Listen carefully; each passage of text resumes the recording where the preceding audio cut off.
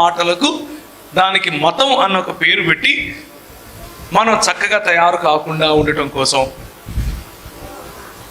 మనము శుభ్రంగా కనిపించకుండా ఉండటం కోసం పరిమితమైన, అవసరమైన, లేకపోతే సాంస్కృతికంగా, సామాజికంగా ఆమోదయోగ్యమైన అలంకరణ చేసుకోకుండా ఉండాలని ఇలాంటి కొన్ని మిత్స్, కొన్ని అపోహలు మన మధ్యకు వస్తూ ఉంటాయి. ప్రభువును వెంబడించటానికి అలంకరణ అడ్డం కాదమ్మా. జాగ్రత్తగా వినండి ఈ విషయం. ముఖ్యంగా చెల్లెళ్ళు మీతోనే మాట్లాడుతున్నాను. ప్రభువును వెంబడించటానికి అలంకరణ అడ్డం కాదు. కానీ అలంకరణ కంటే ప్రాధాన్యమైనటువంటి హృదయానికి సంబంధించిన ఆత్మీయ లేక ఆధ్యాత్మిక అలంకరణ చేసుకోవాలి. ఉన్నవి తీసేయమని చెప్పట్లేదు, వాటికంటే ప్రధానమైన అలంకరణను చేసుకోండి అని చెప్తున్నారు. అంతేకాని మతం నెత్తికెక్కిన వాళ్ళు ఏం చెప్తారు అంటే, నువ్వు చక్కగా తయారవుతే నిన్ను ప్రభువు తృణీకరిస్తాడు అని చెప్తారు. అది పాపం అని చెబుతారు. అది పాపం కాదు. ప్రభువు నిన్ను ప్రేమిస్తున్నాడు, నువ్వు ఎలా ఉన్నా ప్రేమిస్తున్నాడు. బాయ్స్కు ఇంకొక సమస్య ఉంటుంది. ఏంటి అనంటే, ప్రోటీన్ తాగి పొద్దున్నుంచి సాయంత్రం వరకు జిమ్లో ఫుల్ కండలు పెంచేస్తే నా కండలు చూడవలనన్న గుండెలు ఉండవలే అని డైలాగ్ కూడా, అవునా కదా? అలాంటిది చేస్తే నేను లోకంలో ఉన్నాను అన్న ఫీలింగ్ మీకు ఉంటుంది. అలా ఏమీ లేదు. Exercise is good, being fit is good. ఫిట్గా ఉండటం తప్పు లేదు, ఫిట్గా ఉండటం మంచిది. Go on a jog every morning. వీలైతే రోజు ఉదయం ఒక జాగ్కి వెళ్ళండి. వీలైతే రోజు నీకు ఇష్టం వచ్చిన మష్రూమ్ కట్ నువ్వు కొట్టుకో, ఇబ్బంది ఏం లేదు. దానికి యేసు ప్రభువుకు సంబంధం లేదు.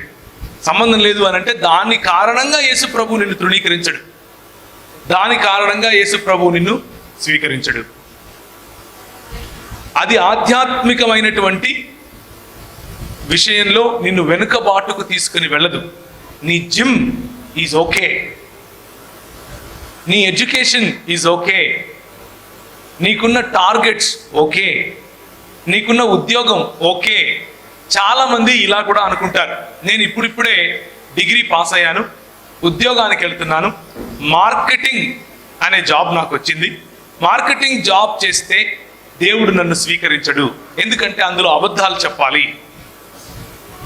ఎప్పుడన్నా వచ్చిందా మీకు ఇలాంటి ఆలోచన? కానీ మీరు చేసే పనిని నమ్మకంగా ప్రభు కోసం చేస్తే ఏ పనైనా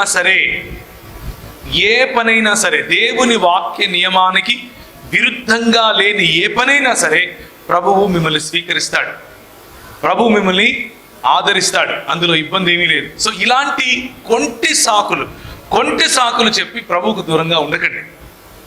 ప్రభువుకు దూరంగా ఉంటే you are missing a lot of fun. చాలా ఆనందాన్ని మీరు మిస్ అవుతున్నారు ప్రభువుకు దూరంగా ఉంటే. ఒకవేళ సో మీరు దూరంగా ఉండాల్సిన అవసరం లేదు. ధైర్యంగా ప్రభువుతో ముందుకు నడవండి, ధైర్యంగా ప్రభువుతో సంబంధాన్ని కలిగి ఉండండి. మీతో ఎవరైనా వచ్చి చెబితే మీరు ప్రభువుకు దగ్గరగా లేరు, నువ్వు లోకంలో ఉన్నావు అన్నటువంటి తీర్పు తీరుస్తే, రోమీయులకు రాసిన పత్రిక 14వ అధ్యాయం ప్రకారం వారు లెక్క చెప్పాలి, మీరు కాదు. మనం చదువుకునేటటువంటి థీమ్ ప్రకారం వారు లెక్క చెప్పాలి. కానీ అమ్మ కానీ పెట్టిండ్రా అయిపోయింది ఇంక అనుకుంటున్నారా? కానీ అన్నాడంటే ఇంక ఇప్పటి నుంచి ఉంటుంది మనకు అనుకుంటున్నారా? అట్లేం లేదు. కానీ మన బట్టలు, మనం ఎక్కడ సమయాన్ని వెచ్చిస్తున్నాం, మనం దేనికి ఎక్కువ ప్రాధాన్యతనిస్తున్నాం అన్న దానిలో స్పష్టత ఉండాలి, చాలా స్పష్టత ఉండాలి. మనము మంచి బట్టలు వేసుకోవటం తప్పు కాదు, ఫ్యాషనబుల్ బట్టలు వేసుకోవటం తప్పు కాదు. కానీ ప్రభువు కంటే ఎక్కువగా ఫ్యాషన్ను ప్రేమించడం తప్పు. మనం మన పిల్లలను ప్రేమించడం తప్పు కాదు, మనం మన చదువును ప్రేమించడం తప్పు కాదు, మనం అందంగా కనబడటం తప్పు కాదు, మనం అలంకరించుకోవటం తప్పు కాదు, మనం చక్కటి భర్త కోసం ప్రార్థించటం తప్పు కాదు. కానీ వీటన్నిటినీ, నీ అందాన్ని, నీ చక్కటి భర్త పైన నీకున్న కోరిక, నీ అలంకారం పైన నీకున్న మక్కువ, నీ బట్టల పైన నువ్వు చక్కగా మంచి బట్టలు వేసుకోవాలి అన్నటువంటి ఆలోచన ప్రభువు పైన ఉండాల్సిన ప్రేమ కంటే ఎక్కువగా ఉంటే సమస్య. ప్రభువు ప్రధానమై ఉండాలి. యేసు ప్రభువును వెంబడించడం అంటే ఇదే. అందుకనే ప్రభు అంటాడు, మీరు పొరపాటున నేను ఈ లోకానికి, if you think that I have come to spread the peace, you are wrong. I have come to spread the hatred అంటాడు ప్రభు. ఒకరి మధ్య ఒకరికి ఏం పెంచడానికి వచ్చాను? విరోధాన్ని పెంచడానికి వచ్చాను. ఏంటా విరోధం? తండ్రికి విరోధంగా కుమారుడు, కుమారుడికి విరోధంగా తండ్రి, అన్నకు విరోధంగా తమ్ముడు, అక్కకు విరోధంగా చెల్లెలు, ఇలా ఉంటారు. ఎందుకు ఉంటారు అనంటే దృక్పథాలలో మార్పు వస్తుంది. దీని అర్థం ఏమిటి అనంటే, unless you hate your father and mother, you can not be my follower. మీరు నా నామమును బట్టి మిమ్మును మీరు త్యజించుకోకపోతే, మీ సంబంధాలను త్యజించుకోకపోతే, మీ తల్లిదండ్రుల కంటే ఎక్కువగా నన్ను ప్రేమించకపోతే, మీ బంధుమిత్రుల కంటే ఎక్కువగా నన్ను ప్రేమించకపోతే మీరు నాకు సరితూగరు, మీరు నా రాజ్యమునకు సరిపోరు అని ప్రభు చెప్తున్నాడు. దాని అర్థం వాళ్ళందరినీ తృణీకరించడం కాదు, దాని అర్థం వాళ్ళందరినీ విడిచిపెట్టడం కాదు. దాని అర్థం ఏమిటంటే వీరందరికంటే ప్రభువుని ఎక్కువగా ప్రేమించడం, వీరందరికంటే ప్రభువుని ఎక్కువగా ప్రేమించడాన్ని ప్రభు కోరుకుంటున్నాడు. అటువంటి రిలేషన్షిప్లోనికి ప్రభు నిన్ను పిలుస్తున్నాడు. Let me tell you one thing my brother, my sister. ప్రభువును వెంబడించడం అన్నది సరళమైనటువంటి పని, సరళమైనటువంటి విశ్వాసము. కానీ ఆ సరళమైనటువంటి విశ్వాసము కూడా తిన్నని త్రోవ, సన్నని త్రోవ. ఈ త్రోవలో అందరూ నడవలేరు, ఈ త్రోవలో అందరూ రాలేరు. ఆ త్రోవలోనికి వెళ్ళటానికి ముందే కూర్చుని దానికి అయ్యే లెక్కలు చూసుకోవాలి. నేను ఈ మూల్యం చెల్లించగలనా అని చూసుకోవాలి. ఆ మూల్యం చెల్లించగలిగితేనే అందులో కాలు పెట్టాలి. మూల్యం చెల్లించలేకపోతే కాలు పెట్టడం వద్దు. ఎందుకు అనంటే ఇది మతం కాదు. మీకు వ్యాక్సిన్ అంటే ఏంటో తెలుసా? వ్యాక్సిన్ ఏంటి? వ్యాక్సిన్ అంటే ముందు ఏం వినపడ్డలా, డిసీజ్ రాకముందునే ప్రికాషన్ తీసుకోవడం. ఏంది ఆ ప్రికాషన్? కలరాకు వ్యాక్సినేషన్ ఎక్కడి నుంచి వస్తుంది? కలరా నుంచి వస్తుంది. పోలియోకు వ్యాక్సిన్ పోలియో నుంచి వస్తుంది. స్మాల్ పాక్స్కి వ్యాక్సిన్ స్మాల్ పాక్స్ నుంచి, చికెన్ పాక్స్కి వ్యాక్సిన్ చికెన్ పాక్స్ నుంచి వస్తుంది. అంటే నీ శరీరం పోరాడగలిగినంత అమౌంట్లో ఆ రోగాన్ని నీకు ఎక్కిస్తారు. నీ శరీరం దాన్ని పోరాడటం నేర్చుకుంటుంది. కాబట్టి ఆ రోగము మిగిలిన దానితో సమానమైన మిగిలిన రోగం రానివ్వకుండా ఈ రోగం పోరాడుతుంది. అది వ్యాక్సినేషన్కి ఉన్నటువంటి గొప్పతనం. అర్థమవుతుందా నేను చెప్పింది? మీకు కలరాకు కనుక వ్యాక్సిన్ ఇస్తే కొంచెం కలరా మీ శరీరంలోకి వచ్చేస్తుంది, కొంచెం జ్వరం వస్తుంది, జ్వరం వెళ్ళిపోతుంది. ఇప్పుడు మీ శరీరం తయారుగా ఉంది. ఎందుకు? ఆల్రెడీ కలరా ఉంది కాబట్టి ఇంకా కలరాని తీసుకోదు. ఇది వ్యాక్సినేషన్ వెనకున్నటువంటి మిస్టరీ. ఇలాగే మతం కూడా. మీరు పుట్టినప్పటి నుంచి మీకు ఏమలవాటు అవుతుందంటే, ముఖ్యంగా ఎంతమంది క్రైస్తవ కుటుంబాల్లో పుట్టి పెరిగారు? చేతులు ఎత్తండి.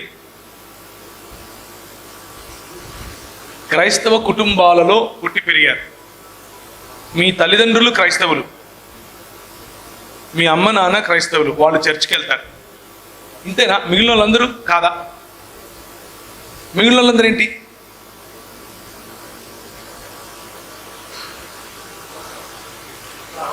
క్రైస్తవేతర కుటుంబాల నుంచి వచ్చిన వాళ్ళు చేతులు ఎత్తండి. ఇది నాకేం అర్థం కాలేదబ్బా. a+b² = a²+b² + 2ab. ఇందులో ఏ లేదు, బి లేదు, 2ab అస్సలు లేదు. మరి ఎట్లయింది ఇదంతా? నాకేం అర్థం కాలేదు. మళ్ళా అడుగుతా, మీలో ఎంతమంది మీ అమ్మ నాయనోళ్ళు క్రైస్తవులు? ఇప్పుడు లేచినాయి కదా చేతులు. ఇప్పుడు కూడా మళ్ళా కిందికి పోయినాయి. డౌట్ ఏంది? నాకేం అర్థం కావట్లేదు. పోనీ మీలో ఎంతమంది మీరు చర్చికి వెళ్తారు?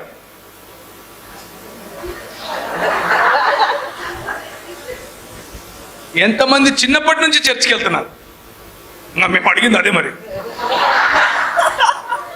అడిగినప్పుడు చెప్పుకోండి, ఇప్పుడు చెప్తాను అదే. ఎందుకు అడిగానంటే, చిన్నప్పటి నుంచి మనకు ఈ మతంలో ఉండే భాష తెలుసు. ఎప్పుడు హల్లెలూయా చెప్పాలి, ఎప్పుడు ప్రైజ్ ద లార్డ్ చెప్పాలి, ఎవరిని చూస్తే వందనాలు చెప్పాలి, ఎవరిని చూస్తే ప్రైజ్ ద లార్డ్ చెప్పాలి, ఏ సంచి చేసుకున్న సార్ను చూస్తే నమస్కారం అన్నా అని చెప్పాలి. ఇవన్నీ మనకు అలవాటైపోయినాయి. దీన్ని ఏమంటారంటే క్రిస్టియన్ జార్గన్ అంటారు, మతపరమైనటువంటి భాష తెలవడం. ఇప్పుడు మనకు తెలుసు, ఉదాహరణకు మనం ఫోన్ పట్టుకొని ఉన్నాం, మన గేమ్ మనం ఆడుతున్నాం, అన్న వస్తున్నాడు, అన్న ఇక్కడికి ఏమొచ్చేసి ఉంటుంది, బైబిల్ యాప్ వచ్చేసి ఉంటుంది. అవునా కదా? మనకు తెలుసు ఎక్కడ ఏం మార్చాలి. దీన్నే వ్యాక్సినేషన్ అంటారు. మనకు ఆల్రెడీ తెలుసు. ఇంకా ఎక్కువ మతం లోపల రాకుండా ఉండడానికి ఆల్రెడీ కొంచెం మతం ఎక్కించేసుకున్నాం మనం. కాబట్టి ఈ మతాన్ని దూరం నుంచే చూసి సంతోషిస్తూ ఉంటాం. ఈడ పాస్టర్ నిలబడుకొని చెప్తా ఉంటాడు, ఆయన నెక్స్ట్ ఏం చెప్తాడో కూడా మన వాళ్ళకి తెలుసు. చర్చిలో నెక్స్ట్ వారం ఎవరు వస్తున్నారో తెలిస్తే ఆ వారం అసలు చర్చికి వెళ్ళాలో లేదో కూడా డిసైడ్ చేసుకుంటాం ముందే. అవునా కదా? మెసేజ్ చెప్పే పాస్టర్ను చూసి ఎప్పుడు నిద్రపోవాలో డిసైడ్ చేసుకుంటాం. మెసేజ్ చెప్పే అన్నం చూసి ఏ టైంలో ఇంటర్వెల్ ఇస్తాడు, ఏ టైంలో ఈయన పాట పాడతాడు, ఏ టైంలో ఈయన లాస్ట్ ఫైట్ చేస్తాడు, ఏ టైంలో ఈయన ఫస్ట్ ఫైట్ చేస్తాడు, అన్ని తెలుసు మనకు. దీన్నే ఏమంటారు అని అంటే మతాన్ని బాగా తెలుసుకోవడం, మతాన్ని ఎక్కించుకోవడం. ఇలాంటి వాళ్ళు ప్రభువును వెంబడించడానికి చాలా కష్టం, చాలా కష్టం.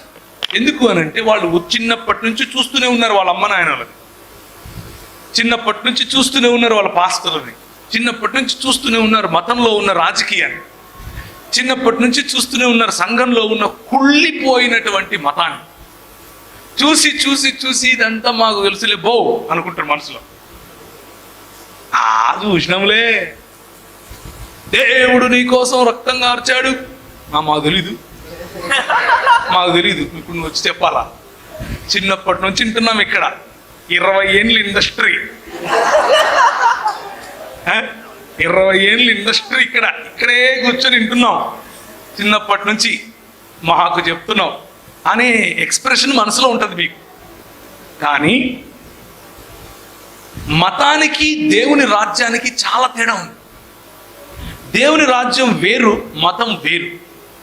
మతం సామాజికంగా నిన్ను ఒకటి చేస్తుంది, కానీ దేవుని రాజ్యం నిన్ను ఈ 66 పుస్తకాల్లో ఉన్నటువంటి యేసు ప్రభువు పట్ల నిబద్ధతనిస్తుంది. యేసు ప్రభువుతో ప్రేమలో పడతావు. యేసు ప్రభువుతో you will fall in love with Jesus. You will have a live relationship with Jesus. మతంలో ఉన్నట్లుగా డూస్ అండ్ డోంట్స్ కంటే ఎక్కువ నీ హృదయాన్ని యేసు ప్రభువుకు నచ్చేట్లుగా పెట్టుకోవడానికి ఇష్టపడతావు. దేవుని రాజ్యంలో విప్లవం ఉంటుంది. దేవుని రాజ్యంలో సమాజం పట్ల స్పృహ ఉంటుంది. దేవుని రాజ్యంలో సమానత్వం ఉంటుంది. దేవుని రాజ్యంలో నేను పాస్టరు ఒకటే అన్న దృక్పథం ఉంటుంది. దేవుని రాజ్యంలో మన బలహీనతలు మనం చూస్తాం. మతంలో మన బలహీనతలు కప్పిపెట్టుకోవటం కోసం మతాన్ని కప్పుకుంటాం. దేవుని రాజ్యంలో ఆనెస్టీ అంటే నిజాయితీ ఉంటుంది, కానీ మతంలో నిజాయితీ కనిపించదు. బయటకి ప్రీచింగ్ ఒకటి ఉంటుంది, లోపల జీవితం ఇంకొక రకంగా ఉంటుంది. కాబట్టే యంగ్ పీపుల్, ముఖ్యంగా యువకులు, యువత మొత్తం కూడా మతాన్ని చూసి ప్రభువును దూరం పెడుతుంది. మతాన్ని చూసి ప్రభువుకు దూరంగా ఉండేందుకు లెక్కలు వేసుకుంటుంది. కానీ let me invite you my brothers, my sisters, ఈరోజు ఉదయం నేను మిమ్మల్ని ఆహ్వానిస్తున్నాను. యేసుక్రీస్తు మతాన్ని స్థాపించడం కోసం ఈ లోకానికి రాలేదు. క్రైస్తవం అనేది మతం, లోకంలో లోక దృక్పథంలో క్రైస్తవం అన్నది ఒక మతం. కానీ యేసు ప్రభు యొక్క రాకడ మతం కట్టడం కోసం కాదు, రాజ్య స్థాపన కోసం జరిగింది. దేవుని రాజ్యాన్ని స్థాపించడం కోసం ఆయన వచ్చాడు. ఏంటి రాజ్యం అంటే, ఇప్పుడు నేను వెళ్ళి ఎలక్షన్లలో నిలబడాలా అని అనుకుండేది పొరపాటున. ఆ రాజ్యం అంటే ఏంటో సింపుల్గా చెప్తాను, వినండి. మధ్యాహ్నం మీకు ప్రశ్నలుంటే అడగండి, ఇప్పుడే ప్రశ్నలు రాసుకోండి. ఎందుకు ఈ మార్గమే ఎన్నుకోవాలి, మిగిలిన మార్గాలు ఎందుకు ఎన్నుకోకూడదు, లేకపోతే మిగిలిన మార్గాలు ఎన్నుకుంటే నాకేమొస్తుంది, నాకేం పోతుంది అన్న విషయాన్ని కొంచెం చూద్దాం. నేను చాలా ఏండ్లు ఖురాన్ చదివాను, చాలా ఏండ్లు భగవద్గీత, భాగవతం, రామాయణం మరియు మహాభారతం లాంటి ఇతిహాసాలు మరియు పురాణాలు చదివాను. వేదాంత శాస్త్రం అంటే ముఖ్యంగా శంకరాచార్యుడు, మధ్వాచార్యుడు వీళ్ళిద్దరూ రాసినటువంటి అద్వైత మరియు ద్వైత సిద్ధాంతాలను చదివాను. హిందుత్వంలో ఉన్నటువంటి ప్రధానమైన అంశాలు ఇవే కాదు, కొన్ని వేరే పుస్తకాలు జొరాస్ట్రియనిజంకి సంబంధించినవి, తర్వాత హేతువాదానికి సంబంధించినవి, తర్వాత నాస్తికవాదానికి అంటే దేవుడు లేనే లేడు అనే దానికి సంబంధించినవి పుస్తకాలు, వాళ్ళ తర్కం చదివాను. అంతా చదివిన తర్వాత నాకు అర్థమైంది ఏమిటి అని అంటే, జాగ్రత్తగా వినండి, 66 పుస్తకాలు ఉన్నటువంటి బైబిల్ గ్రంథాన్ని మించిన గ్రంథం ఈ ప్రపంచంలో ఏది లేదు, ఏది లేదు. ఎందుకో చెప్తాను వినండి. ఎందుకు అనంటే, మిగిలిన గ్రంథాలన్నీ మతమే నేర్పిస్తాయి.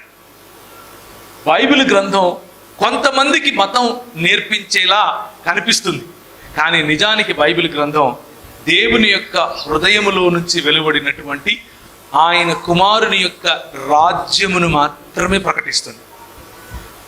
బైబిల్ గ్రంథం యొక్క సారాంశం ఏమిటి అనంటే, నువ్వు ఆయన నిర్మించినటువంటి పాత్రవు, ఆ ఏ గుర్తింపుతో అయితే నిన్ను నిర్మించాడో ఆ గుర్తింపును తెలుసుకుంటే చాలు. అదే ఆయన నిర్మించేటటువంటి రాజ్యానికి పునాది. ఇది బైబిల్ గ్రంథం చెప్తుంది. కానీ మిగిలిన గ్రంథాలు, ఖురాన్ అయినా, హదీసులైనా, అష్టాదశ పురాణాలైనా, లేకపోతే 4 ఇతిహాసాలైనా, ఇవన్నీ కూడా ఏం నేర్పుతాయంటే, భగవంతునికి అనుసంధానంగా ఉండటానికి, భగవంతుణ్ణి మెప్పించటానికి నువ్వేం చేయాలి అన్నవి నేర్పుతాయి. ఎంతగా మతం ఇలాంటి విషయాలు నేర్పుతుంది అని అంటే, భయంకరంగా నేర్పుతుంది. నువ్వు ఎలాంటి బట్టలు వేసుకోవాలో చెబుతుంది, నువ్వు ఎలా తలదువ్వుకోవాలో చెబుతుంది, నువ్వు ఎలా భోజనం చేయాలో చెబుతుంది, నువ్వు ఎలా 1కి 2కు వెళ్ళాలో చెబుతుంది. ఖురాన్ చెబుతుంది. నేను చదివాను కాబట్టి చెప్తున్నాను మీకు ఈ విషయం. ఎలా కళలు ఎలాంటివి కనాలో చెబుతుంది, ఎలాంటి భాష మాట్లాడాలో చెబుతుంది. అంటే నియంత్రణ అంటే అర్థం ఏంటి? కంట్రోల్. మతము నిన్ను కంట్రోల్ చేస్తుంది. శుక్రవారం నాడు ఆయన ఒక పట్టిక బిల్లం తీసుకో, ఒక టెంకాయ తీసుకుని రా ఆయన, ఒక 30 ప్రదక్షిణాలు కొట్టిన దగ్గరికి వస్తే తాంబూలం పెట్టి నాకు ఇచ్చావనుకోని నేను అచ్చింతలేసి నేను ఆశీర్వదిస్తాను. అప్పుడు నీకేమొస్తుంది? నీ శ్రాద్ధం, నీ పిండా కూడా వస్తుంది. అర్థమైందా? ఇది మతం నేర్పుతుంది. కానీ దరిద్రం ఏంటంటే, మన సంఘాల్లో కూడా పంతులు మొదలయ్యారు. మన సంఘాల్లో కూడా సంభావన కార్యక్రమాల కోసం పంతులు మొదలయ్యారు. కాకపోతే వాళ్ళు అక్కడ నాయన కామరథం విష్ణు అని అక్కడ అంటారు, ఇక్కడేమో దేవుడి బిడ్డ, పరిశుద్ధమైన దేవుడు నిన్ను పిలుచుచున్నాడు, నీవు శుక్రవారం నాడు తలంటి స్నానం చేసుకుని వచ్చి ప్రార్థించిన ఎడల అని ఇక్కడ మొదలు పెడతాడు. ఇది మతం నేర్పించేందుకు, నిన్ను నియంత్రించేందుకు పెట్టేటటువంటి కట్టడలు. ఇవి చూసి ఒకవేళ నువ్వు యువకునిగా, యువతిగా యేసు ప్రభు దగ్గరికి వస్తే ఇదిగో ఇలాంటి తంతులన్నీ ఉంటాయి అని నువ్వు అనుకుంటే, యేసు ప్రభు ఇలాంటివి ఏం చెప్పలేదు. Jesus is not about religion. Jesus is not about controlling you. Jesus is not about dictating you. నిన్ను నియంతృత్వ పాలనలోకి నిన్ను పాలించటం కోసం ఆయన ప్రభువుగా రాలేదు. ఖురాన్లో నువ్వు ఎలాంటి బట్టలు వేసుకోవాలో చెప్తుంది. ఉదాహరణకు స్త్రీలు ఎలాంటి బట్టలు వేసుకోవాలి, వాళ్ళ ముఖం కేవలం కన్నులు మాత్రం కనిపించేలా ఉండాలి, వాళ్ళ శరీరంలో దుప్పట్లు కప్పుకొని తిరగాలి, వాళ్ళ పాదాలు కనిపించొద్దు, వాళ్ళ అరచేతులు కూడా కనిపించొద్దు. ఇంకా ఏం కనిపించాలరా నాయన, అసలు వాళ్ళు బతికెందుకు ఉండాలి అన్నటువంటి ప్రశ్న వస్తుంది. ఎందుకు అనంటే, ఎందుకయ్యా ఎందుకు అలా ఉండాలి అనంటే, సల్లల్లాహు అలైహి వసల్లం ఏమంటారంటే, ఏం నవ్వుతున్నారు? వాళ్ళ ప్రవక్తను అలాగే పిలవాలండి, అందుకే అలాగే పిలిచాను. ఏమంటారంటే, నువ్వు వేసుకునే బట్టల కారణంగా ఎదుటివాడు పాపములో పడతాడేమో. ప్రభు అంటాడు, నువ్వు పాపంలో పడకుండా నీ మనసును కంట్రోల్ చేసుకో. మతం ఏం చెప్తుంది? నువ్వు ఎదుటివాడితో పాపం చేయకుండా నీ ఒళ్ళు కప్పుకో అని చెప్తుంది. ఇది తేడా ప్రభువుకు మతానికి. మతం మన జీవితాల్లో కట్టడులు పెడుతుంది, ప్రభువు మన జీవితాలకు స్వాతంత్రాన్ని ఇస్తాడు. సౌండ్ తగ్గించారా? ఏం కాదు, నేనేం అటెండ్ చెప్పను. దగ్గర పెట్టుకోవాలా? ఓకే, సారీ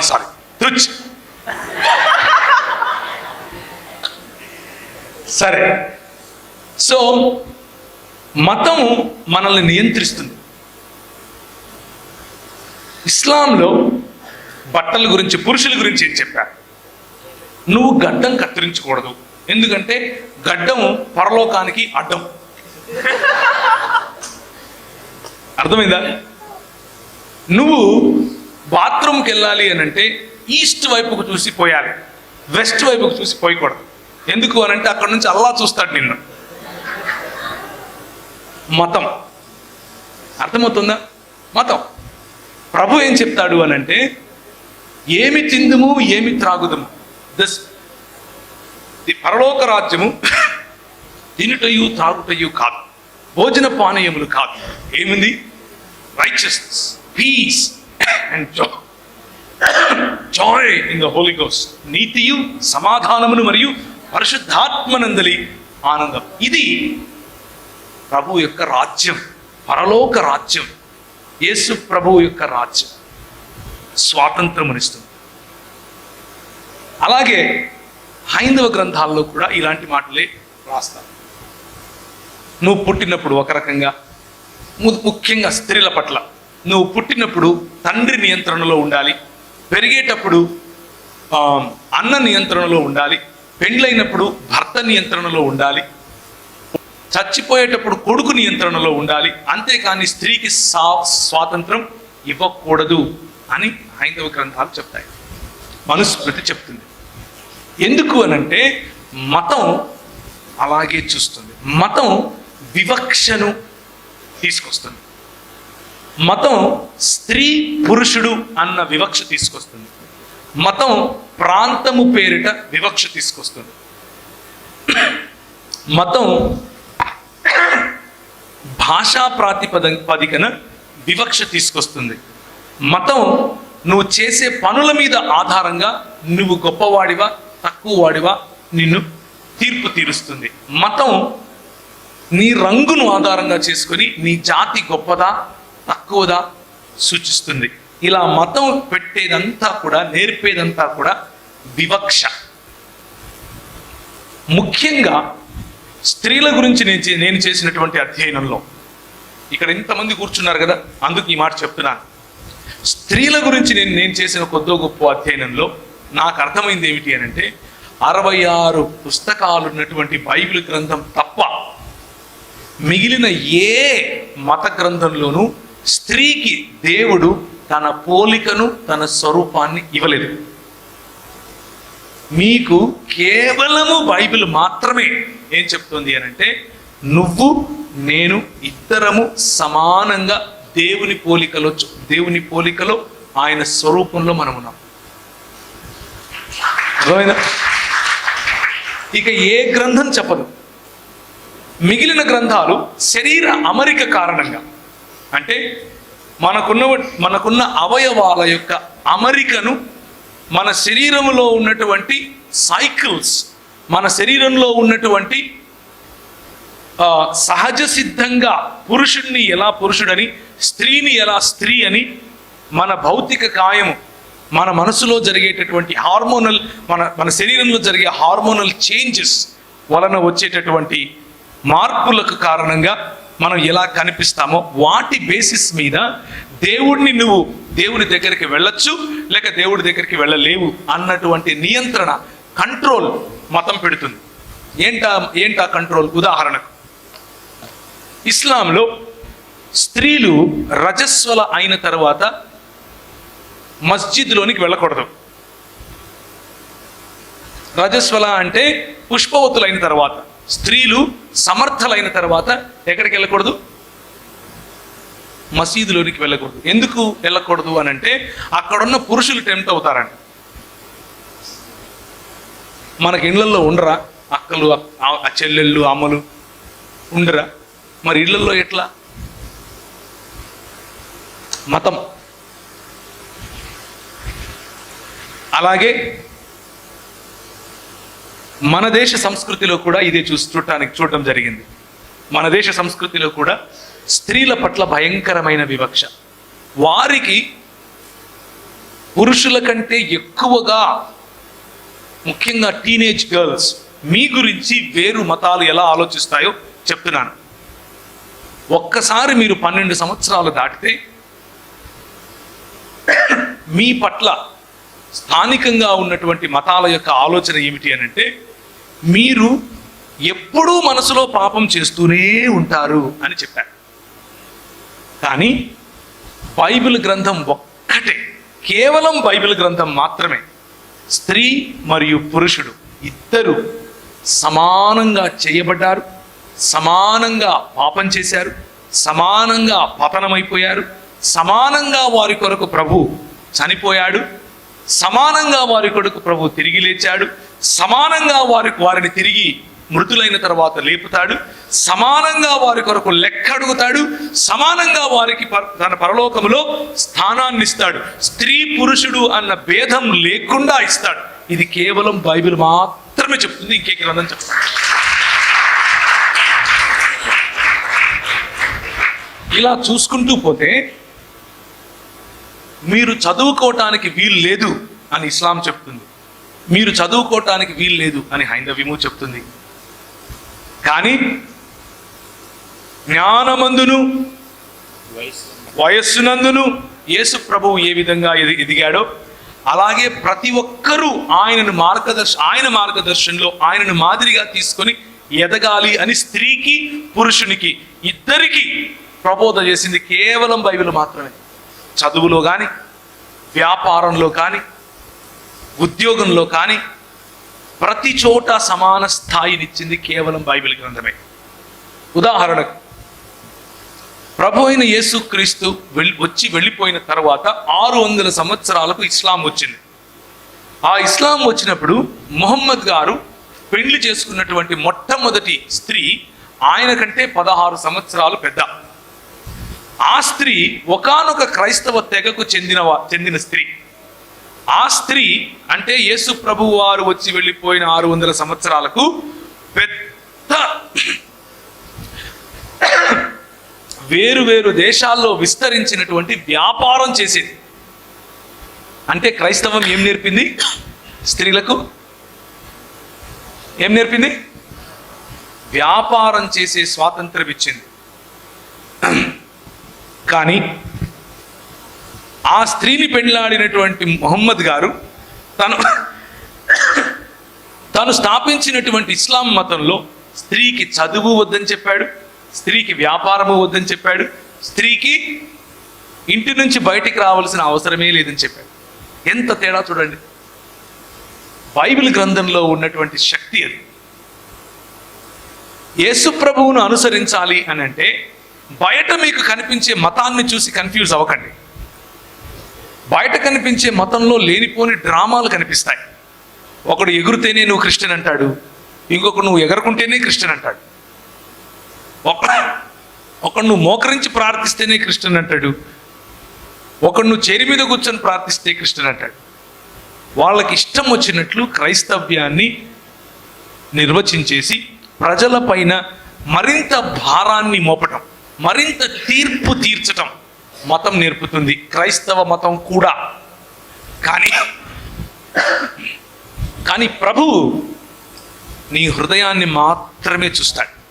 నీ హృదయంలో ప్రభు పట్ల ఉన్నటువంటి కోరిక, నీ హృదయంలో ప్రభు పట్ల ఉన్నటువంటి నిబద్ధత, నీ హృదయంలో ప్రభు పట్ల ఉన్నటువంటి కమిట్మెంట్ చూస్తాడు. అంతకు మించి ఇంకేది కాదు.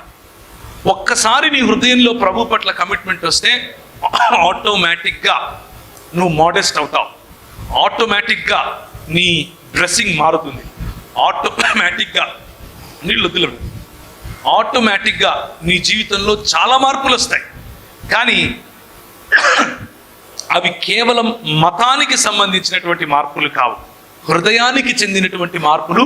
దీన్నే రూపాంతరము చెందటం అని అంటారు, దీన్నే రూపాంతరము చెందినటువంటి ఆలోచనలు అని అంటారు, దీన్నే కింగ్డమ్ వాల్యూస్ అంటారు, రాజ్య విలువలు అని అంటారు.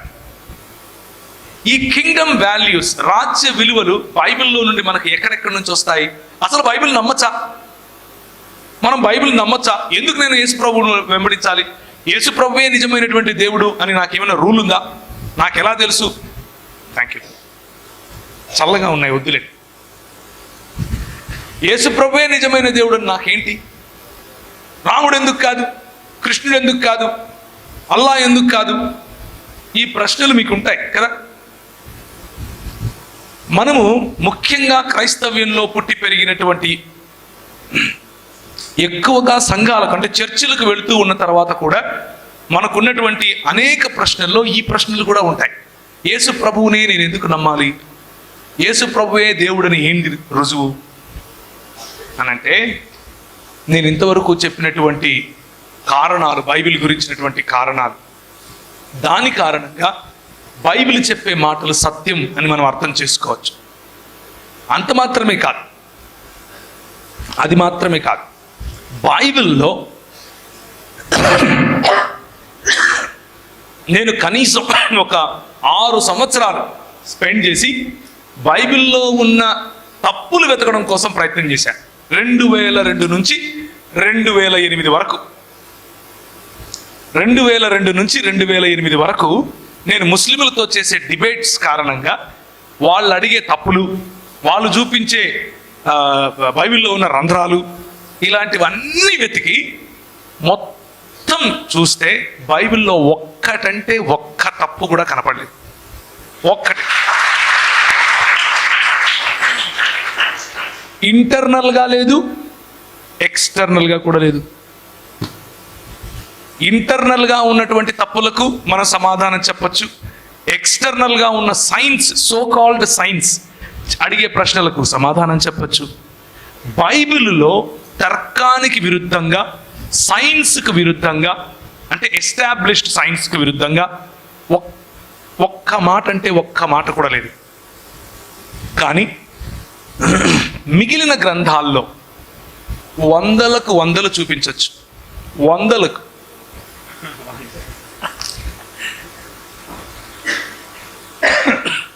కాబట్టి బైబిల్ గ్రంథం it gives you assurance my brothers, my sisters. మీకు ఒక సాలిడ్ ఫౌండేషన్ ఇస్తుంది బైబిల్. ఒక్కసారి ఈ బైబిల్ని కనుక గట్టిగా పట్టుకోగలిగితే రూపాంతరము అన్నది, లేకపోతే లెక్క చెప్పటానికి సిద్ధపాటు మన థీమ్ అన్నది ఆటోమేటిక్గా మొదలవుతుంది, ఆటోమేటిక్గా మొదలవుతుంది. ఈరోజు మధ్యాహ్నం మీకున్న ప్రశ్నలు మీరు అడుగుతూ ఉన్నప్పుడు మరిన్ని ఎక్కువ ఈ కోణంలో నుంచి చూసే ప్రయత్నం చేద్దాం. కానీ ఇప్పుడు యేసుక్రీస్తును అనుసరిస్తే నాకేమొస్తుంది అన్నటువంటి ప్రశ్నలు కూడా కొంతమందికి ఉంటాయి. అనుసరిస్తే ఏమొస్తుంది అన్నది తప్పకుండా చూద్దాం, కానీ అనుసరించకపోతే ఏమొస్తుంది అనేది చూద్దాం. ఫస్ట్ హేతువాదము లేకపోతే నాస్తికవాదంలో నీకు భయంకరమైనటువంటి సమస్యలు వస్తాయి. ఉదాహరణకు హేతువాదంలో సంబంధాలకు ఫౌండేషన్ ఉండదు. ఎవరిని అక్క అని పిలవాలి, ఎవరిని చెల్లి అని పిలవాలి, హేతువాదుల దగ్గర సమాధానం ఉండదు. నేను ఎందుకు మా అక్కను పెళ్లి చేసుకోకూడదు, హేతువాదుల దగ్గర సమాధానం ఉండదు. నేనెందుకు ఒక ఒక ఒక స్త్రీతో వ్యభిచారం చేయకూడదు, హేతువాదుల దగ్గర సమాధానం ఉండదు. నేనెందుకు కష్టపడి చదవాలి, హేతువాదుల దగ్గర సమాధానం ఉండదు. నేనెందుకు సమాజ సేవ చేయాలి, హేతువాదుల దగ్గర సమాధానం ఉండదు. అంటే లైఫ్కు పర్పస్, మన జీవితానికి ఒక పర్పస్ ఉంటుంది, మన జీవితానికి ఒక ఉద్దేశం ఉంటుంది. ఆ ఉద్దేశాన్ని హేతువాదులు లేకపోతే నాస్తికవాదులు చెప్పలేరు. జొరాస్ట్రియనిజం అంతే, అంటే పార్సీ వాళ్ళు, గోద్రేజ్, టాటా ఇలాంటి వాళ్ళందరూ పార్సీలు అన్నమాట. అదొక మతం, వాళ్ళ దగ్గర ఉండదు సమాధానం. మిగిలింది నీ దగ్గర ఒకే ఒక్క మార్గం, అదేంటి? యేసు అనే మార్గం. పోనీ దీంట్లో నాకేమొస్తుంది, దీంట్లో నేనేం కోల్పోతాను? నంబర్ 1, నీ పుట్టుక ఆధారంగా నీ మంచి చెడులను ఆయన నిర్ణయించడు. నంబర్ 2, నువ్వు చేసే మంచి పనులు, చేయని మంచి పనులు ఆధారంగా ఆయన నీకు పరలోకమా లేకపోతే ఆయన రాజ్యంలో ప్రాతినిధ్యాన్ని ఇవ్వటము ఇవ్వకపోవటం అనేది చేయడు. నీ ముక్కు చక్కగుందని, లేకపోతే నువ్వు అందంగా ఉన్నావని, లేకపోతే నువ్వు బాగా చదువుతావని, లేకపోతే ఇంకా ఎన్నో క్వాలిఫికేషన్స్ నీకున్నాయని ఆయన నిన్ను ఎంచుకోడు, నిన్ను తృణీకరించడు. యేసు ప్రభువుకు ఉన్నటువంటి యునిక్నెస్ ఏమిటి అనంటే, ఆయనకు ఉన్నటువంటి ప్రత్యేకత ఏమిటి అనంటే, ఉచితంగా, ఫ్రీగా, ఉచితంగా, నువ్వేం చేయక్కర్లేదు. మతం ఏదో ఒకటి చేయమని చెప్తుంది, ప్రభువు నువ్వేం చేయక్కర్లేదని చెప్తాడు. ఎందుకు అనంటే, ఉచితంగా నీకు కావాల్సింది నేను చేసేసాను. నువ్వు చావాల్సిన చోట నేను చచ్చాను, కాకపోతే నువ్వు చస్తే తిరిగి లేలేవు, నేను మరణాన్ని జయించి తిరిగి లేచాను అని చెప్తున్నాడు. ఏం చేశాడంటే యేసు ప్రభు,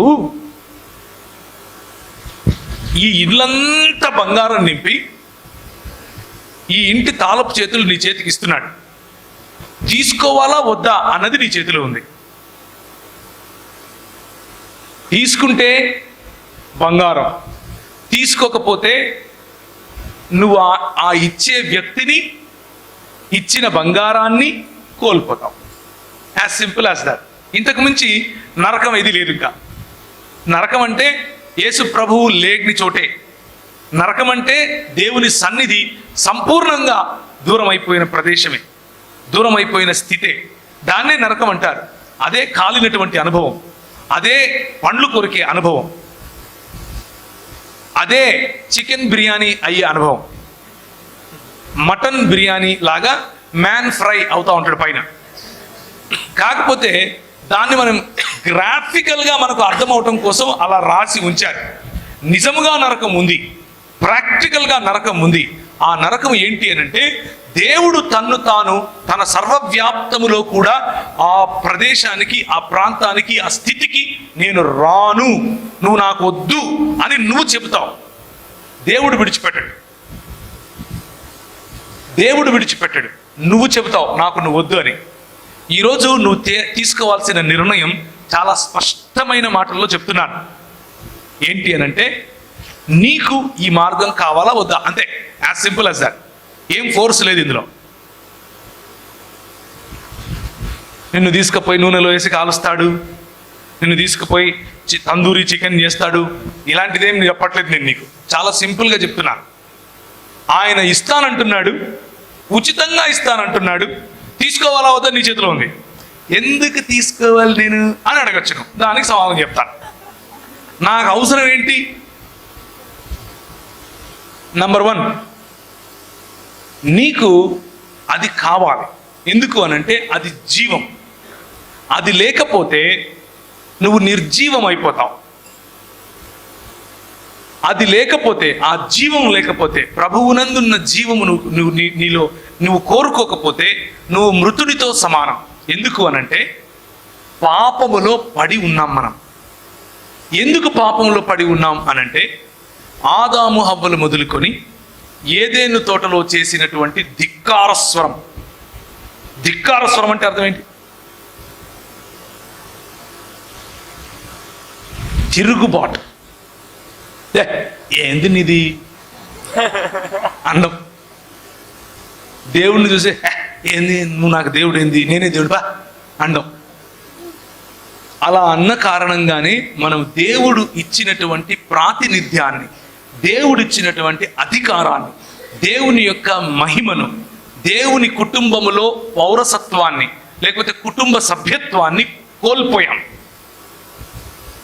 కోల్పోయిన సభ్యత్వాన్ని, కోల్పోయిన కుటుంబ సభ్యత్వాన్ని, కోల్పోయిన దేవుని రాజ్య పౌరసత్వాన్ని, కోల్పోయిన దేవుని రాజ్య ప్రాతినిధ్యాన్ని నీకు తిరిగి ఇవ్వటమే రక్షణ అంటే.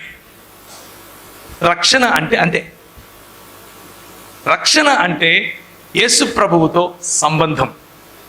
రక్షణ అంటే యేసు ప్రభువుతో ఫ్రెండ్షిప్. రక్షణ అంటే యేసు ప్రభువులో ఫ్యాషనబుల్గా బ్రతకడం. రక్షణ అంటే యేసు ప్రభువు ఫ్యామిలీలో భాగం అవటం.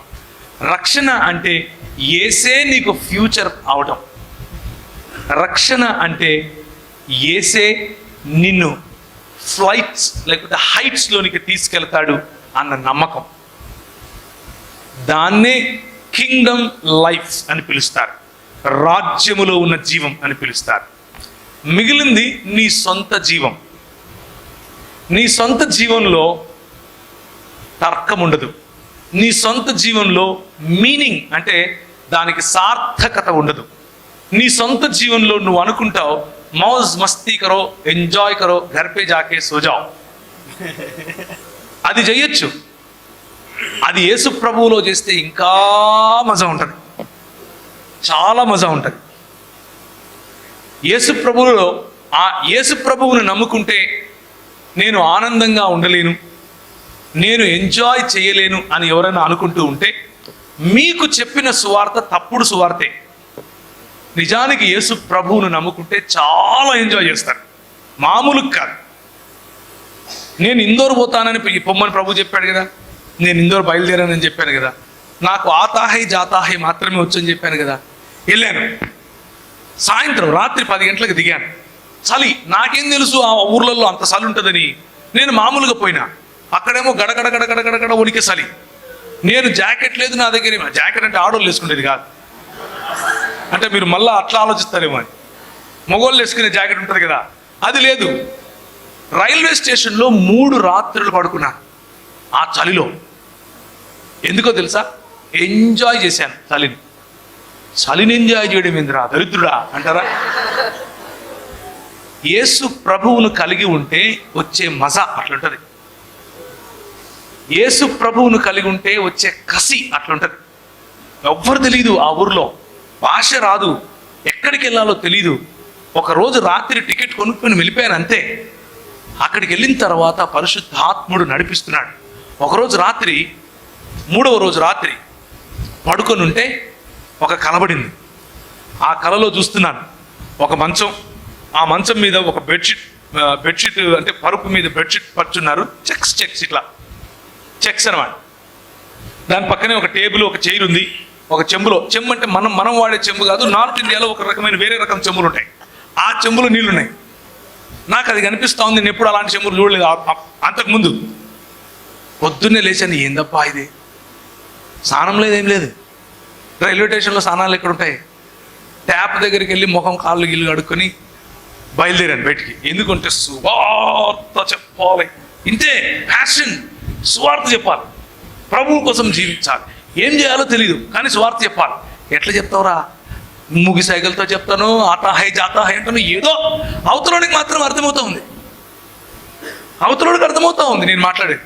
ఎలా అర్థమవుతుందో నాకు తెలియదు. పొద్దున్న లేచి బయలుదేరాను. బయలుదేరితే రాత్రి నాకు కలలో కనిపించిన ఇల్లే. బయట జూలాఘర్ అని రాస్తుంది.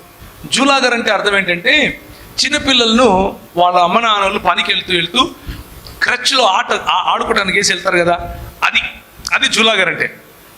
జూలాఘర్ అంటే ఏందో నాకు తెలియదు. వెళ్ళాను, ఆ ఇంటి దగ్గరికి వెళ్ళి తలుపు తట్టాను. ప్రభు వెళ్ళమన్నాడు, వెళ్ళాను. జైన్లు వాళ్ళు, జైన్ కుటుంబానికి చెందిన వాళ్ళు బయటికి వచ్చారు. ఆమె బయటికి వచ్చింది, ఏం కావాలా అని అడిగింది. నాకంత తెలియదు కదా, అన్ని మూగి సైకిలే. రూమ్ కొనా అన్నాను. పైనుంది చూసుకోపోయింది. పైనుంది చూసుకోపోయింది. నేను ఎవరో తెలియదు. 3 రోజులు స్నానం లేదు, ఏం లేదు, అడక్క తినేవాళ్ళలాగా ఉన్నాను. ప్లాట్ఫారం మీద పండుకుంటే ఎట్లుంటారు?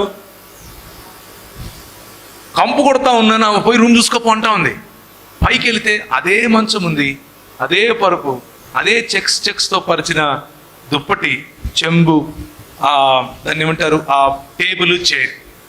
చూశాను, నాకేం అర్థం కాలేదు. ఏంది రాత్రి దీన్ని చూసినాను కదా, డేజావు ఏమో అనుకున్నా. డేజావు తెలుసు కదా మీకు, అంటే సిచ్యువేషన్ జరుగుతూ ఉంటే ఇది నాకు తెలుసు అనిపిస్తూ ఉంటుంది. డేజావు ఏమోలే అనుకున్నా. కిందికి వచ్చాను. కిందికి వస్తే ఆమె అడిగింది, డబ్బులున్నాయా అంది. పైసా నై అన్నా. లేవు. డబ్బులు లేకుండా మీ ఇంటికి వచ్చి నాకు రూమ్ కావాలంటే నువ్వేం చేస్తావు? నాకే జాబ్ అంటావు కదా, ముందు బయటికి పోరా అంటావు. ఆమె ఎవరో తెలీదు నాకు, నేనెవరో ఆమెకు తెలీదు. కానీ ఆమె ఏమంటుంది అని అంటే, నో ప్రాబ్లం, నీకు వచ్చినప్పుడు అన్నది భోంచేసావా అని అడిగింది. లేదమ్మా, లేదు తినలేదన్న. అదిగో ఎదురుగా మెస్ ఉంది, అడిగిపోయి నా పేరు చెప్పంటాం.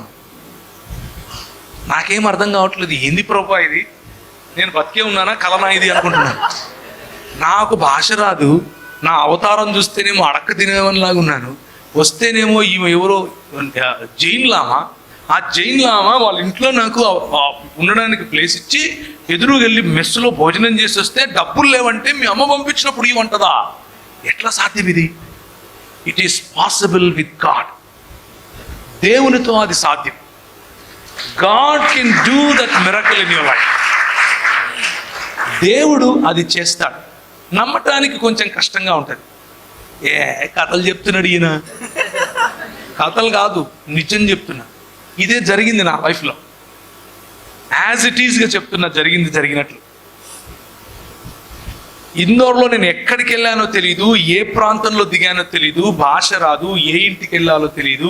కానీ ప్రభు నడిపించాడు, ప్రభు ఇప్పించాడు. ఆ తర్వాత MBA కాలేజ్లో, ఆ రోజుల్లో ఆ కాలేజ్ 32వ ర్యాంక్ భారతదేశంలో, దాంట్లో ర్యాంక్ వచ్చింది. చదువుకున్నాను. 11 సంవత్సరాలు అక్కడ ఉన్నాను. 11 సంవత్సరాలు అక్కడ ఉండి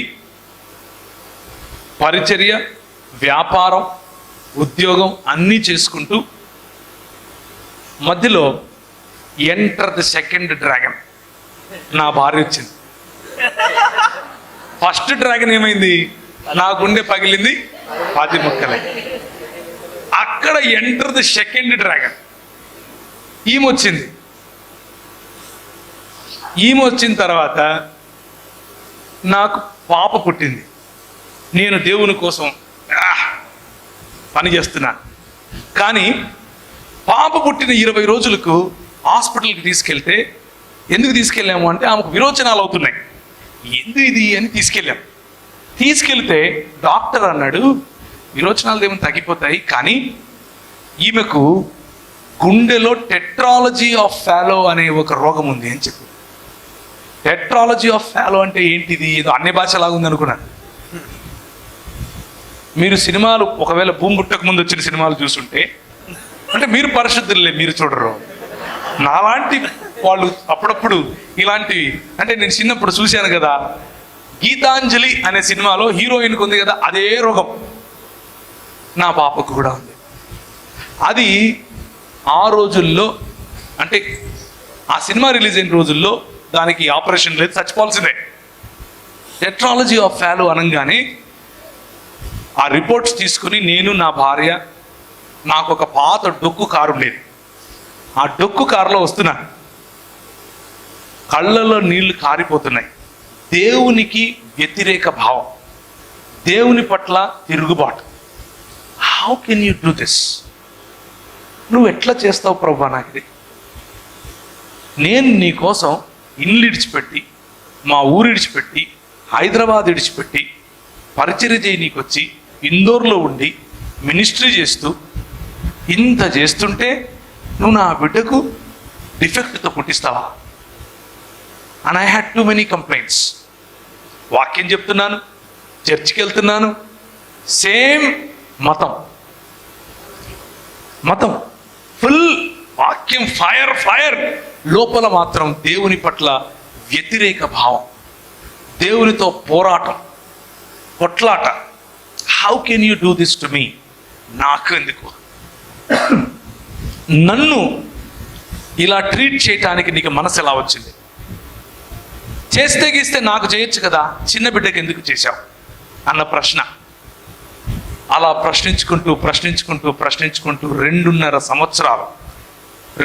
సంవత్సరాలు దేవుని సన్నిధిలోనే ఉంటూ దేవునితో కొట్లాడుతూ బ్రతికాను. భయంకరమైనటువంటి పరిస్థితి అది, ఎవరికీ రాకూడదు. స్ట్రగుల్. అలాంటి స్ట్రగుల్లో ఉన్నప్పుడు కూడా ప్రభు మళ్ళీ నన్ను తిరిగి నిర్మించేటప్పుడు అన్నాడు, నీ బిడ్డకు నువ్వు తండ్రివి అని నువ్వు అనుకుంటున్నావు, నీ బిడ్డ నీకంటే ఎక్కువగా నాకు ఇంపార్టెంట్ అని చెప్పాడు. అందుకు యేసు ప్రభువును వెంబడించండి అంటున్నాను. He is a living God. ఆయన జీవము గల దేవుడు. ఈ రోజుకు మాట్లాడతాడు. ఈ రోజుకు నీ సిచ్యువేషన్లో ఆయన లైవ్గా వస్తాడు, అలైవ్గా వస్తాడు. నీ సిచ్యువేషన్లో, నువ్వున్న ఒంటరితనంలో, నీకున్న స్ట్రగుల్లో, నువ్వు ఎవరికి చెప్పుకోలేని నీ ఆక్రందన, నువ్వెవరికి చెప్పుకోలేని నీ మనసులో ఉన్న ఘోష ఆయన వింటాడు. ఆయనకు తెలుసు. ఆయన అంటాడు, ఐ నో దాట్, నాకు తెలుసురా బాబు అది, ఐ స్టిల్ లవ్ యూ. నేను ఆయనను తిరస్కరించాను, నేను ఆయనతో పోరాటం చేశాను, నేను ఆయనతో నువ్వు I cannot trust you anymore, నేను ఇంకా నమ్మలేను ప్రభు అన్నాను. ఎట్లా నమ్మాలి? నా బిడ్డకు నువ్వు ఇట్లా చేస్తే నేను ఎట్లా నమ్మాలి నేను అన్నాను. కానీ ప్రభు అన్నాడు, నీకు కాదు, నీకంటే ఎక్కువ నాకు బిడ్డ.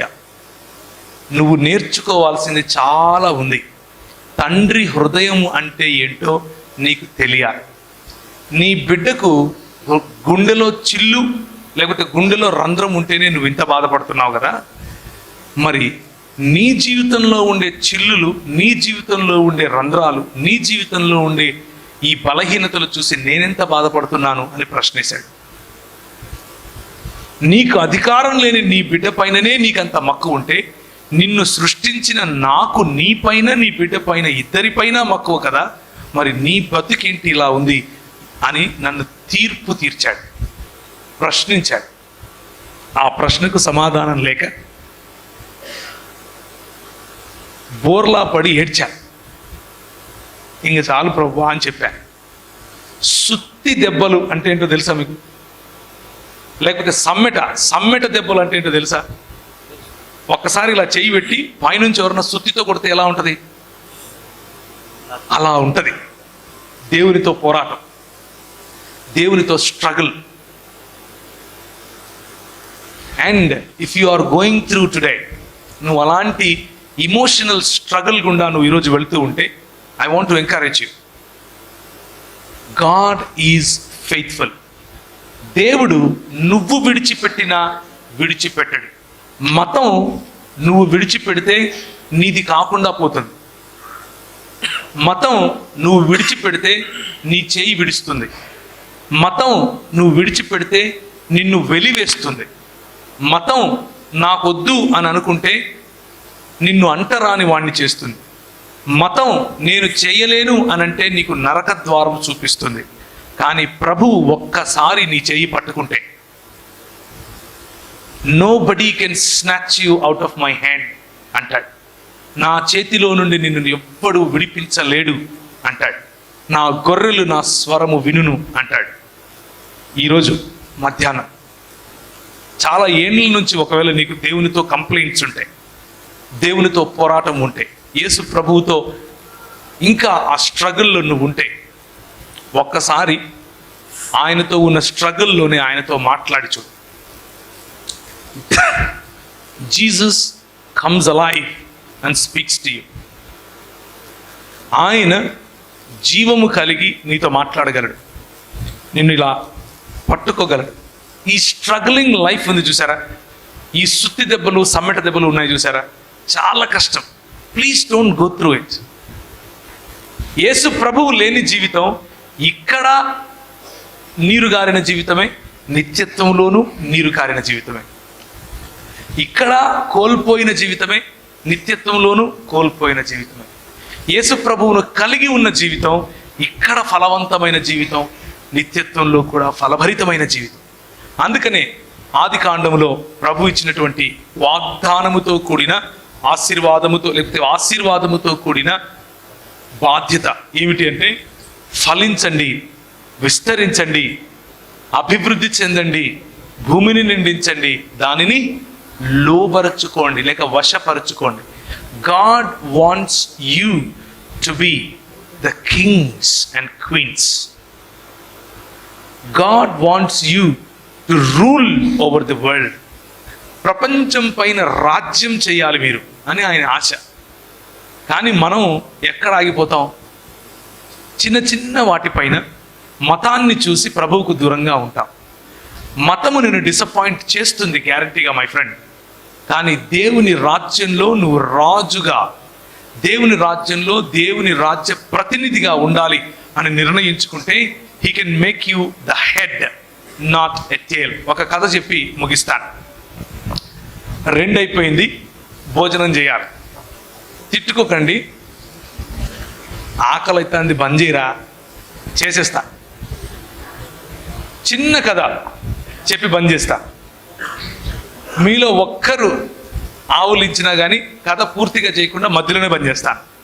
ఎందుకంటే మీకోసం చెప్పేది, మీకు నిద్ర వస్తుంటే నేనెందుకు చెప్పాలి కదా. ఒకటికి బాతులు పెంచుకోవటం అంటే భలే ఇష్టం. బాతులు ఏం పెంచుకోవడం?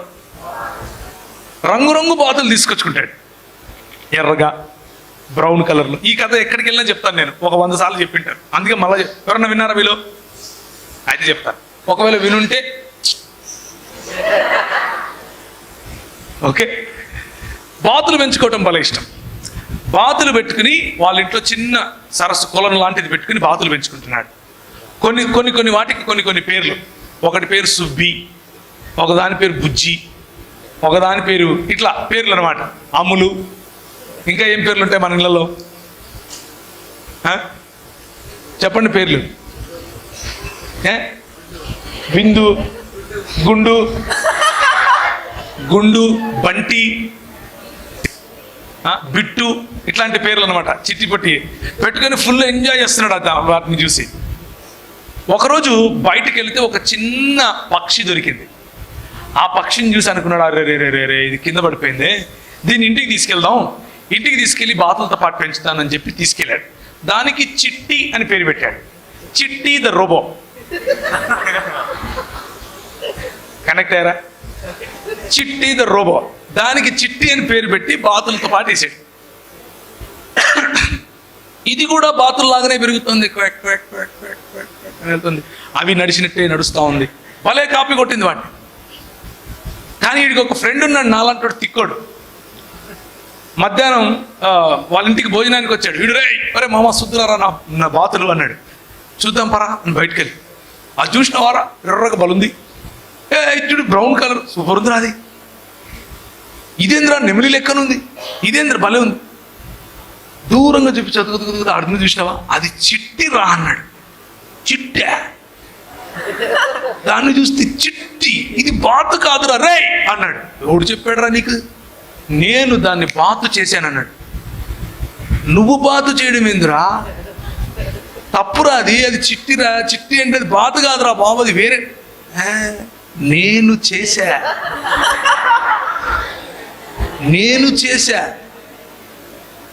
బాతులతో 20 years ఇండస్ట్రీ ఇక్కడ. మాకు తెలుసు ఏది ఏంటో.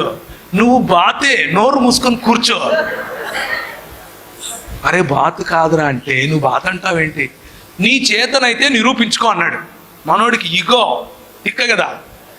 అది కాదంటే నువ్వు అవునంటావు, సరే అని చెప్పి వెళ్ళి మనం ఏం చేస్తాం? ఫస్ట్ ఎక్కడ ఎదుగుతాం?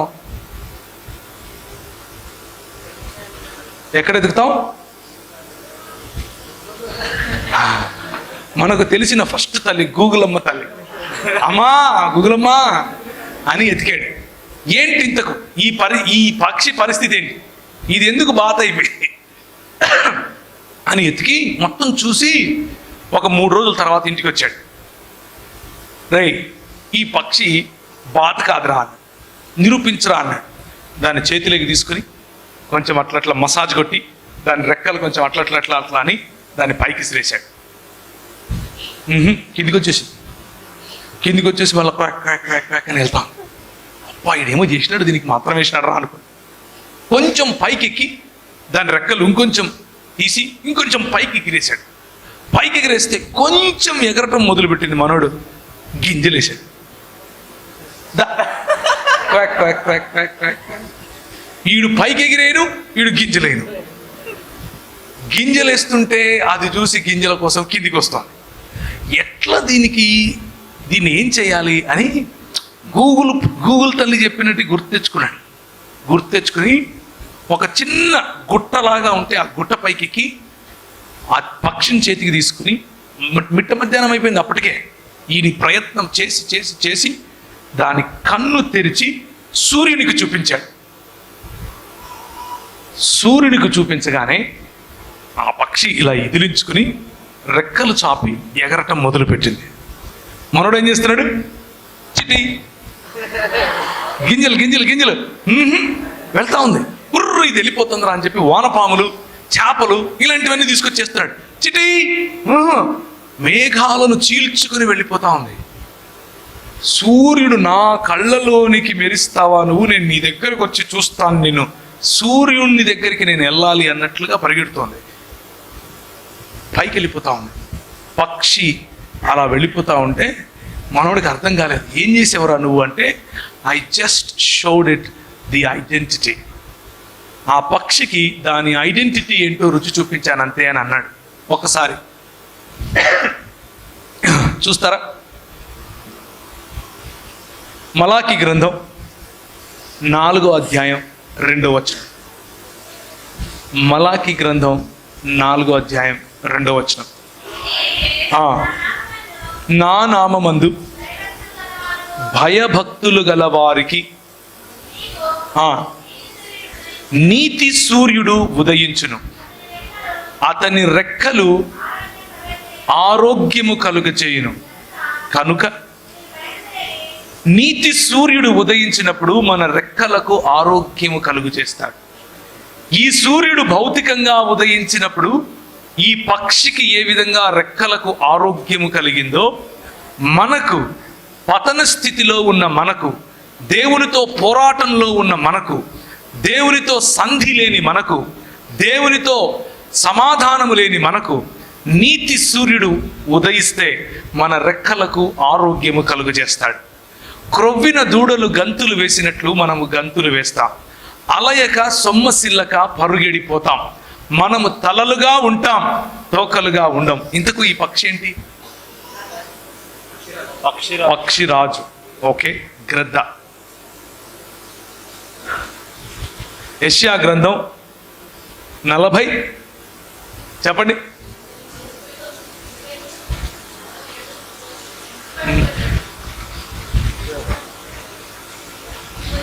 ముప్పై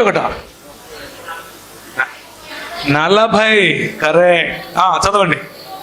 యెహోవా కొరకు ఎదురు చూచువారు నూతన బలము పొందుదురు, వారు పక్షిరాజు వలె తమ రెక్కలు చాపి పైకి ఎగురుదురు కదా, వారు అలియక నడుయుదురు, సొమ్మసిల్లక నడిచిపోదురు. దిస్ ఇస్ నీతి సూర్యుడు మన జీవితంలో ఉదయించినప్పుడు మనము పక్షి రాజులము, బాతులము కాదు అని తెలుస్తుంది. మనల్ని బాతులుగానే ఉంచటం కోసం సమాజంలో వేరు వేరు ప్రయత్నాలు జరుగుతూనే ఉంటాయి. నువ్వు ఆడపిల్లవు కదా, నీకెందుకు ఇది, ఈ చదువు నీకు అవసరమా, మర్యాదగా ఆడ కూర్చో. గింజలు నిన్ను ఎగరకుండా ఉంచడం కోసం వేసే గింజలు. మొన్న నేను ఒక అమ్మాయిని కౌన్సిలింగ్లో కలిశాను, ఇట్లాంటి యూత్ మీటింగ్ తర్వాత. ఏమ్మా ఏం చదువుకుంటున్నావు అంటే, ఏం చదివామమ్మా అంటే, అన్న ఎంబీఏ చేస్తానన్నా. ఎంబీఏ తర్వాత ఏంటన్నా, మ్యాచెస్ చూస్తున్నారన్నా, పెళ్లి చేసుకుంటాను అని. అబ్బో, మ్యాచెస్ చూస్తున్నారు, పెళ్లి చేసుకుంటాను. మరి ఎంబీఏ ఎందుకు చదువుతున్నావమ్మా అన్నాను. అంటే చదవాలి కదన్నా, ఊరుకునడం ఎందుకు. గింజలు మ్యాచెస్ అనేవి గింజలు. నిన్ను ప్రభువు ఏ గమ్యం వైపుకు ఎగరమని చెబుతున్నాడో ఆ గమ్యం నుంచి ఆపేందుకు సమాజం వేసే గింజలు. నీ కులం పేరు చెప్పి నిన్ను ఆపడానికి గింజలు వేస్తారు. రే, నీకు అంత అవసరమారా? నీ బతుకేంది? నువ్వేందిరా? నా బతుకేమైంది? I'm in the image of God. నేను దేవుని స్వరూపంలో ఉన్నాను, నేను దేవుని పోలిక చొప్పున ఉన్నాను.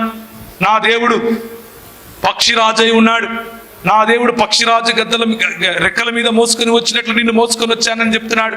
ముదిమి వచ్చే వరకు నిన్ను మోగివాడని అంటున్నాడు. నేను నా దేవుని స్వరూపంలో ఉన్నాను. నేను పక్షిరాజు, నేను బాతును కాదు అని చెప్పటమే రక్షణలోకి రావటం. నేను బాతును కాదు, I reject to be a duck. నేను బాతుగా ఉండటానికి ఇష్టపడను, నేను పక్షిరాజు బిడ్డను, పక్షిరాజుగానే ఉంటాను అని చెప్పటమే యేసు ప్రభువు యొక్క, లేకపోతే యేసు ప్రభువు ఇచ్చేటటువంటి ప్రాతినిధ్యాన్ని తీసుకోవటం, ఆయన రాజ్యమును వెతకటం, ఆయన రాజ్యములో ప్రతినిధిగా ఉండటం, ఆయన రాజ్యములో దేవునికి నమ్మకమైన దాసుడిగా పనిచేయటం. యోబు గ్రంథము ఇది చదివేసి ముగించేస్తా. 39వ అధ్యాయం, యోబు గ్రంథం 39వ అధ్యాయం 26 నుండి. డేగ నీ జ్ఞానము చేతనే ఎగురునా, అది నీ ఆజ్ఞ వలననే తన రెక్కలు దక్షిణ దిక్కునకు చాచునా. పక్షిరాజు నీ ఆజ్ఞకు లోబడి ఆకాశ వీధికెక్కునా. ఏం వీధి? ఆకాశ వీధి. మేము రాజారెడ్డి వీధే దాటం. ఆకాశ వీధి ఏంటి? మీ ఊర్లో వీధుల పేర్లు చెప్పండి, 1-2 చెప్పండి. ఏం వీధులు లేవా మీకు? ఉంటాయి కొన్ని వీధులు. కొందరికి సిటీ సెంటర్ వీధి ఉంటుంది, కొందరికి బ్యూటీ పార్లర్ వీధి ఉంటుంది, కొందరికి నర్స్ అనే వీధి ఉంటుంది, కొందరికి చపరాసి అనే వీధి ఉంటుంది, కొందరికి దాన్ని ఏమంటారు, గవర్నమెంట్లో కాంట్రాక్ట్ జాబ్ వచ్చింది అనే వీధి ఉంటుంది. ఇలాంటి చిన్న చిన్న వీధులు చాలా ఉంటాయి. అక్కడికే గింజలు అవన్నీ కూడా. ఆ వీధులు చూపించి దానికి ఒక ఎస్సీ సర్టిఫికేట్ తగిలిచ్చి ఆ సర్టిఫికేట్లలోనే నిన్ను ముంచేసి నువ్వు ఎగురకుండా దేవుడిచ్చేటటువంటి అగ్రస్థానాన్ని, దేవుడిచ్చేటటువంటి శ్రేష్టమైన గమ్యాన్ని మర్చిపోయి అతి తక్కువ ఈ లోకానికి మాత్రమే పరిధిగా ఉండేటటువంటి గమ్యాన్ని ఎన్నుకొని ఉంటావు. ఆకాశ వీధి నీకెందుకు? యేసు ప్రభు నీకు ఇందుకు కావాలి. ఆకాశ వీధిలో ఎగరటానికి కావాలి.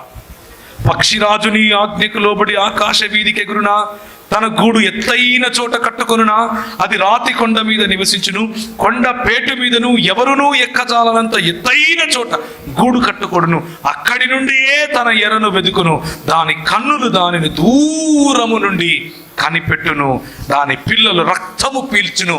This is who we are, my brothers, my sisters. మనము కొండ పేటున బ్రతకటానికి పిలువబడ్డాం. మన ఎత్తైన చోటలో మన గూడు కట్టుకోవటానికి పిలువబడ్డాం. అక్కడి నుండే మన ఎర్రను చూడటానికి తీక్షణమైన కన్నులు కలిగిన వారముగా, దూర దృష్టి కలిగి ఉండటానికి పిలువబడ్డాం. చిన్న చిన్న గింజలకు ఆశపడటానికి పిలువబడలేదు. నీ చిన్న చిన్న గింజలు, గర్ల్ ఫ్రెండ్ అనే గింజ, బాయ్ ఫ్రెండ్ అనే గింజ నిన్ను ప్రభువు చూపించే గమ్యము నుంచి దూరం చేస్తూ ఉంటే, fly away and fly higher.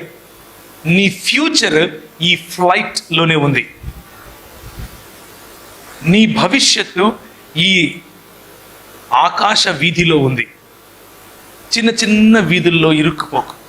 నువ్వు మహా అయితే నీ సొంతంగా కష్టపడితే ఆ చెట్టు మీద గూడు కట్టుకుంటావు. కానీ నీతి సూర్యుడు నీకు ఉదయిస్తే కొండ పేటు మీద గూడు కట్టుకుంటావు. ఎవడునూ ఎక్కజాలనంత ఎత్తైన చోట నీ స్థానాన్ని ప్రభు ఉంచాడు. ఆ స్థానాన్ని మర్చిపోయి చిన్న చిన్న గింజలకు ఆశపడితే ప్రభువుకు లెక్క చెప్పాలి, ప్రభువుకు లెక్క చెప్పుకోవాలి. తలలు వంచుకుంటే ప్రార్థించుకుందాం.